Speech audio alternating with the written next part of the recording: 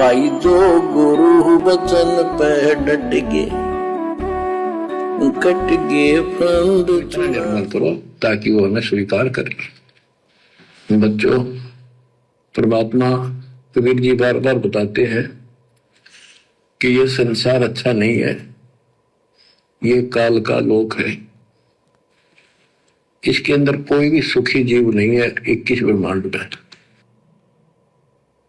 इसलिए अपने को यहाँ के इस दुख को याद रखना होगा और ये सच्चाई के साथ है। आपको अभी जैसे जिसको सुख हो जाता है वो सुख में फूल जाता है, जिसमें दुख हो जाता है वो उसमें रोआ पिटन में कहा उसका जीवन जाता है। तो बताओ कैसे बात बढ़ेगी।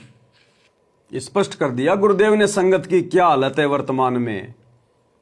जिसको थोड़ा बहुत कोई सुख हो जाता है तो वो सुख में फूल जाता है। सुख में सुमरण किया नहीं फिर दुख में करते याद, कहे कबीर उस भगत की अब कौन सुने फरियाद। इस भक्ति से जैसे थोड़ा बहुत सुख हुआ तुरंत काल के एजेंट बन जाते हैं, भक्ति को हल्के में ले लेते हैं। क्योंकि परमात्मा ने कह रखा है कि सुख सबसे बड़ा दुश्मन। जैसे ही जीव को सुख हुआ सबसे पहले भगवान भूलेगा, ये अटल सत्य है। तो सुख होते तो तुम वैसे फूल जाते हो, और थोड़ा बहुत यदि कोई दुख है तो तुम वैसे रोना पीटना शुरू कर देते हो। तो फिर बात बनेगी कैसे, फिर भक्ति आगे बढ़ेगी कैसे। अर्थात गुरुदेव कहना चाहते हैं तुम लोग ज्ञान को आधार नहीं बना पाए, अभी तुम लोग ज्ञान को आधार नहीं बना पाए। क्या कह रहे हैं परमात्मा। जिसमें दुख हो जाता है वो उसमें रोआ पिटन में कहा उसका जीवन जाता है। तो बताओ कैसे बात बढ़ेगी। ये ज्ञान आधार बनेगा आपके जीने का और आपके जीवन सफर में आगे बढ़ने का। क्या आधार बनेगा। ज्ञान आधार बनेगा, ज्ञान आधार जीवन सफल करने का, भक्ति पर आगे बढ़ने का। और सर्वसिद्ध है आज ज्ञान आधार सतगुरु रामपाल जी परमेश्वर जी की संगत में केवल साध संगतियों में है। बाकी ज्ञान आधार की छींट भी नहीं है। क्या होता है छींट भी, भेड़ चाल देखा देखी। जैसे अन्य नकली संतों की संगत है ना, उससे भी बुरा हाल है सतगुरु रामपाल जी की शतलोक आश्रमों से जुड़ी हुई भेड़ चाल में चलने वाली संगत की, उससे भी बुरा हाल है।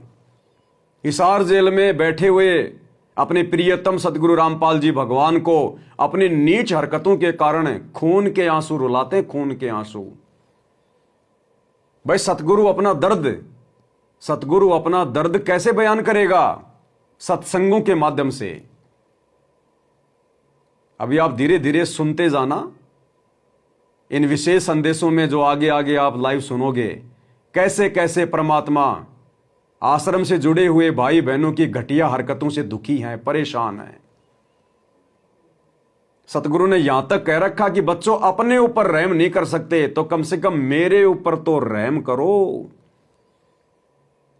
अरे जो सतगुरु ये बात अपने भक्तों से बोल दे कि मेरे ऊपर तो रहम करो, वो इस जन्म में सतलोक जाने के अधिकारी नहीं है। सतगुरु उनसे नाराज है, लेकिन फिर भी संगत को कोई फर्क नहीं पड़ रहा। क्यों? क्योंकि ज्ञान को आधार नहीं बनाया, और ज्ञान को आधार बनाए बिना गुरु में परमात्मा दिखाई नहीं देता।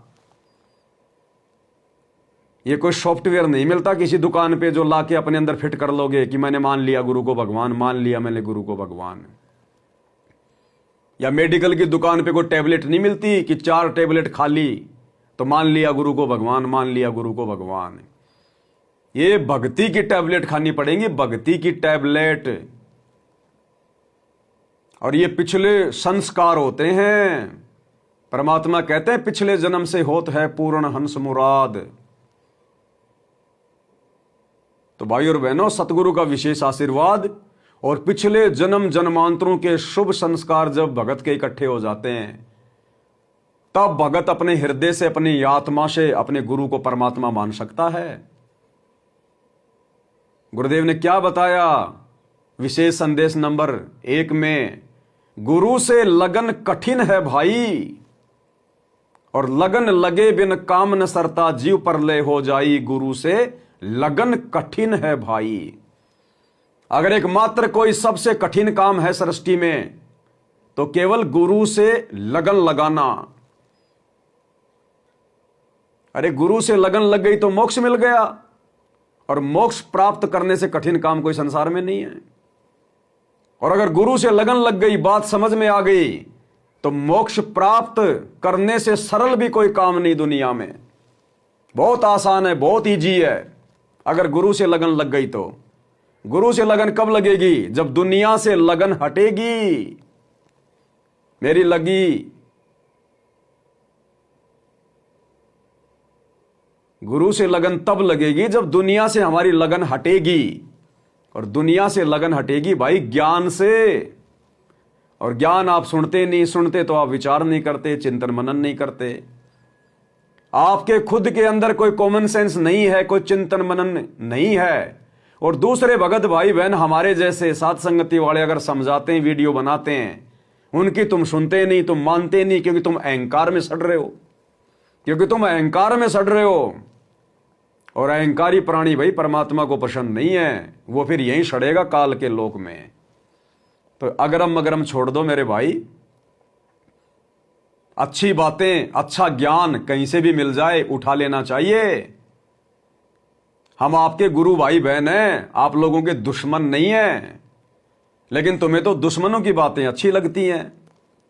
इन आश्रमों में ये पाखंडी बाबा आते हैं भंडारे में, उनसे तो तुम माइक ले लेके बातें करते हो, वो तुम्हारे को ज्ञान देते हैं। उन पाखंडियों का ज्ञान तो तुम बड़े प्यार से सुनते हो। और अपने गुरु भगत भाई बहनों की बातें सुनना तुम्हारे को जहर के समान लगती हैं। कैसे बात बनेगी भाई? नरेंद्र मोदी की रैलियों में धक्के खाने के लिए तो तुम्हारे पास में समय है, लेकिन साथ संगति के वीडियो देखने के लिए तुम्हारे पास समय नहीं है। हरियाणा के जाट आरक्षण में जाकर अपना बेशकीमती समय और श्वासें बर्बाद करने का तो तुम्हारे पास समय है, लेकिन सत्सेवकों की वीडियो देखने का तुम्हारे पास समय नहीं है। गुंडों की सीबीआई जांच करवाने के लिए, राजपूत करणी सेना की रैलियों में बैठने के लिए तुम्हारे पास समय है, लेकिन साथ संगति के वीडियो देखने के लिए तुम्हारे पास समय नहीं है। इसको कहते हैं काल प्रेरणा। काल प्रेरणा। जब सिर पर काल बैठ जाता है, भगत को कुछ भी नहीं सूझता, कुछ भी। भाई जो गुरु बचन पे डट गे, कट गे फंद 84 के, कट गे फंद 84।